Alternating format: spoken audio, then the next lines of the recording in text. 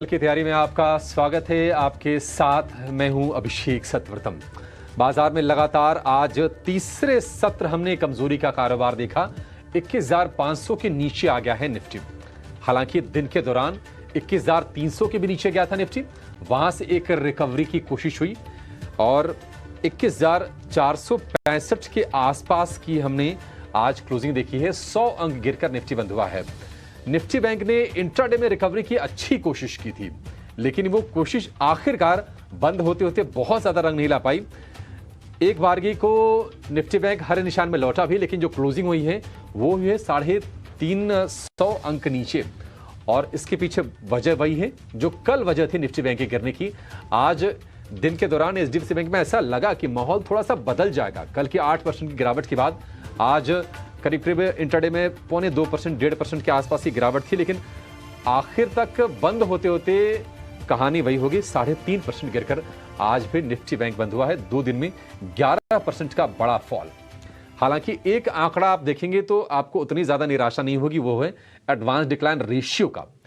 1109 share NSC पर हरे निशान में बंद हुए और उसके मुकाबले 1196 शेयर लाल निशान में। तो कह सकते हैं कि कमोबेश बराबरी का रहा है मामला, लेकिन इंडेक्स में चूंकि वेटेज ज्यादा है एचडीएफसी बैंक का, इसके चलते आपको प्रेशर वहां पर ज्यादा दिखा आज।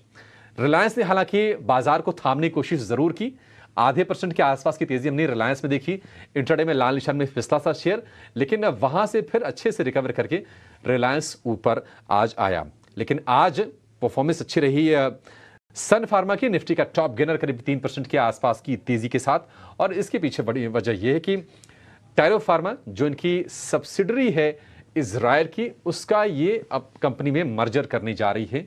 क्या डील पर खर्च होगा वो सारी डिटेल्स भी आ गई हैं, और इसके चलते हमने देखा कि आज शेयर में बड़ा बढ़िया आज रौनक दिखी। लेकिन सुपरस्टार आज का और सुपर फ्लॉप दोनों के दोनों आईटी पैक्सिम और एकेन फाइनेंशियल में 27% का जबरदस्त उछाल। 70% कंपनी का मुनाफा बढ़ा है। आय में 20% के आसपास की तेजी बढ़त हमने देखी है। लेकिन दूसरी ओर एलटीआई माइंट्री मुनाफे और आय दोनों फ्रंट पर नतीजे कमजोर थे। 10-11% टूटकर ये आज निफ्टी का सबसे ज्यादा गिरने वाला शेयर रहा। तो बाजार का ये हाल रहा। कुछ कुछ पैक्स रहे बाजार में जहां पर आज हमने तेजी देखी है। ऑटो स्टॉक्स में थोड़ी बहुत हमने बाइंग देखी। ऑटो के साथ साथ हमने देखा कि जो इंसिलरी स्पेस में टायर वाले शेयर आज चलते हुए दिखाई दिए। वहां पर JK tyre, Apollo tyres, CEAT, MRF चौतरफा वहां पर हमने आज तेजी देखी है। लेकिन एक और शेयर मेंशन करना चाहेंगे, आईईएक्स। लगातार 2 सत्र से ये टूट रहा है। मार्केट कपलिंग की तैयारियां चल रही हैं सरकार की ओर से, जो कि इस कंपनी के लिए नुकसानदेह है इनके कारोबार को लेकर। ठीक है, तो बाजार का ये पूरा का पूरा अपडेट। लेकिन आपको अपने सवाल हम तक पहुंचाने के लिए हमारे पेज को फॉलो करना पड़ेगा, और कल की तैयारी के व्हाट्सएप और इंस्टाग्राम, ट्विटर पर सवाल भेजने के लिए हैशटैग कल की तैयारी को फॉलो कीजिए। आपके हर सवाल का जवाब आसान शब्दों में हमारे एक्सपर्ट्स देंगे और बाजार से जुड़े हर उलझनों को सुलझाने की कोशिश करेंगे। इसके साथ ही दिए हुए नंबर पर आप मैसेज कीजिए 9136934056, ये तरीका है। इसके जरिए आप अपने सवाल हम तक पहुंचा सकते हैं और हम कोशिश करेंगे कि आपके सभी सवालों को शो में जरूर शामिल करें। और आज 2 एक्सपर्ट हमारे साथ जुड़ गए हैं।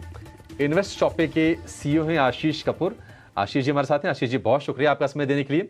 और इसके अलावा हमारे साथ एक और मेहमान हैं, कोटक सिक्योरिटीज के अमोल आठवाले। अमोल जी, आपका भी बहुत शुक्रिया आज समय देने के लिए और शो में जुड़ने के लिए। अमोल, शुरुआत आपसे करना चाहेंगे। कल की तैयारी हमारा शो भी है और यह बड़ा इंपॉर्टेंट सवाल आजकल हो गया है कि करना क्या है। 3 सत्र से बाजार में हम कमजोरी देख रहे हैं। एचडीएफसी बैंक ने माहौल आज भी किरकिरा किया। कल शाम को रिलायंस के नतीजों पर नजर रहेगी। उसके पहले बताइए किस तरह से बाजार में अपनी स्ट्रेटजी बना के चलनी चाहिए। कल का सत्र आप किस तरह का देख रहे हैं? जी अभिषेक जी, नमस्ते। आई थिंक जो कल ओपनिंग से बाजार में एक निगेटिव मोमेंटम काफी बड़ा है, उसी टेक्सचर को आज मार्केट ने कंटिन्यू किया था। बट ओपनिंग के बाद एक अच्छी चीज हुई है कि मार्केट एक 21,300 के लेवल से एक बाउंस बैक अच्छा खासा हुआ है और आज सस्टेन भी हुआ है। आई थिंक अगर हम निफ्टी के बारे में बात करते हैं तो अभी भी जो टेक्सचर है, जो शॉर्ट टर्म फॉर्मेशन है, वो वीक साइड पे ही है। बट यस, एक टेक्निकल बाउंस बैक आ सकता है मार्केट में। आई थिंक 21,400, अगर 21,500 के ऊपर मार्केट सस्टेन होता है तो एक टेक्निकल बाउंस बैक आ सकता है जो 21,600 तक जा सकता है। वेरएज अगर हम निफ्टी के लेवल देखेंगे तो 21,350 के नीचे अगर इंडेक्स वापस से ट्रेड होता है तो एक और नया सेल ऑफ आ सकता है जो मार्केट को 21,250 और 21,200 तक नीचे ड्रैग कर सकता है। तो ट्रेडर्स के लिए थोड़ा मुश्किल टाइम है, but I think level based trading रहेगा तो उनके लिए वो रिस्क टू रिवॉर्ड के हिसाब से ठीक हो जाएगा। मार्केट अभी भी वोलाटाइल है और वोलाटाइल ही रहने के चांसेस यहाँ से दिख रहे हैं आने वाले 1 या 2 दिन तक। ठीक है, आने वाले 1 से 2 दिन तक, कल तो वैसे भी शुक्रवार है, तो आप इस बात की अनुमान लेके चलिए कि वॉलेटिलिटी बनी रहेगी बाजार में। अब चलिए फटाफट एक काम करते हैं, आपके जो भी सवाल आए हैं ना उसकी शुरुआत कर लेते हैं। जौर रहमान का सवाल लेंगे सबसे पहले, और इनका सवाल है हिंद कॉपर को लेकर। 500 शेयर हैं 272 रुपए के भाव पर हिंद कॉपर। आशीष जी आप व्यू दीजिए। मेटल स्टॉक्स में हम देख रहे हैं कि कॉपर की कहानी कुछ अलग है, एल्यूमिनियम की अलग है, स्टील की अलग है, और उसकी अलग अलग वजह हैं। आज हमने देखा कि एल्यूमिनियम स्टॉक्स फोकस में थे क्योंकि अल्कोआ के नंबर थोड़े से खराब आए थे, हालांकि रिकवर कर गए इंट्राडे में। पूरी रिकवरी तो नहीं, बट फिर भी ठीक ठाक रिकवरी हुई। हिंद कॉपर 272 वाला शेयर 253 पर है। क्या सलाह आप देंगे, क्या इसमें बने रहें? मेरे मुताबिक बने रहें, क्योंकि मेटल्स जनरली एक अच्छे अपट्रेंड में है और आई थिंक अभी इमीडिएटली तो इनमें काफी अच्छा रुझान दिख रहा है और मेरे मुताबिक हिंदुस्तान कॉपर का भी यहाँ से एक अच्छा रिटर्न आना चाहिए, तो मेरे मुताबिक तो बने रहना चाहिए। ठीक है, बने रहने की सलाह है हिंद कॉपर के शेयर में। अगला सवाल लेंगे, इंद्रनील का आया है डीसीबी बैंक को लेकर। इनके पास है 386 शेयर 157 रुपए 50 पैसे के भाव पर। अमोल, जो छोटे साइज के बैंक हैं उनमें हाल फिलहाल हमने ठीक ठाक तेजी देखी है। डीसीबी बैंक के लिए ये महीना ठीक ठाक ही गुजर रहा है, हालांकि इनके भाव से थोड़ा सा नीचे है, 149 रुपए के आसपास। कैसे लग रहे हैं इसके स्ट्रक्चर?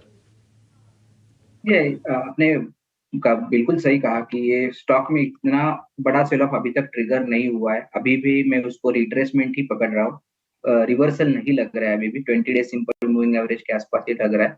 मेरे ख्याल से 20 डे सिंपल मूविंग एवरेज या फिर 145 जो उसको एक इमीडिएट सपोर्ट रहेगा, उसके नीचे अगर क्लोजिंग आना चालू हो गए तो टेक्सचर चेंज हो जाएगा और फिर उसके बाद थोड़ा सा सेल ऑफ आ सकता है। वेरएज उन्होंने थोड़े से हायर लेवल पे बाय किया हुआ है स्टॉक। तो मैं एडवाइस करूंगा कि अगर पुल बैक रैली आता है स्टॉक में 156 158 तो वहां पे थोड़ा रिड्यूस कर सकते हैं, क्योंकि ओवरऑल मार्केट और बैंकिंग स्टॉक थोड़ा से वोलेटाइल है इसके कारण। ठीक है, डीसीबी बैंक को लेकर ये व्यू। अगला जो सवाल है वो है गोविंद अग्रवाल का कोचिन शिपयार्ड को लेकर। 200 शेयर हैं 689 रुपए के भाव पर। आशीष जी क्या करना है कोचिन शिपयार्ड में, क्योंकि हम देख रहे हैं कि जब से ये स्प्लिट हुआ है इसमें रफ्तार थोड़ी सी बढ़ गई है, तो थोड़ा तो होता है कि नहीं, लिक्विडिटी बढ़ती है तो शेयरों की तेजी बढ़ती है, लेकिन आपको कितना कन्विक्शन है आगे को लेकर? काफी कन्विक्शन है मेरे मुताबिक। अगेन काफी अच्छा इसकी ऑर्डर बुक भी काफी अच्छी है और मेरे मुताबिक तो ये अभी और बहुत कम है चलने के लिए, तो इसमें बने रहना चाहिए।